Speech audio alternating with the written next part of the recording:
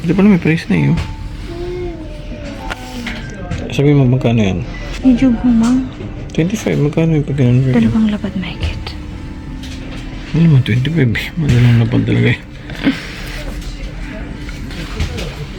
Doon na sa Pilipinas, mga 16 to. E pag ganito, dito mga 9,000. Ano ba? Oh, ito yung. Excuse me. Yan. Tingnan mo yung tsura niya. Ano ba yung nagkakaiba sa design? Ewan ko paano. Sa lapad siguro. Ayun oh, may pounds siya oh. Yan may pounds niya. Bigat. Mas baga natin so okay. Ewan ko.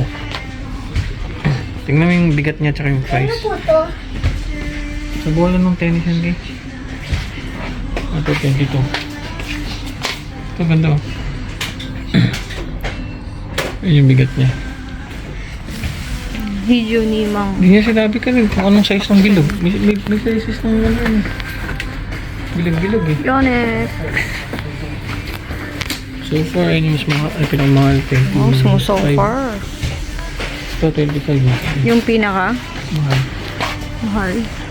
Pero kung i-convert mo siya, ano itong 20 eh? Pwedeng destock kapag may less fridge Yan, pag sige, sa tax. convert natin. Ayan, pag convert mo siya ito. Ito ano ba ito? 9,000. Ito Mizuno. Mura kasi. Price na nakita na. Depende sa palitan. 16,000. May 30. Ayan sa Mizuno. Ayun, mga mura.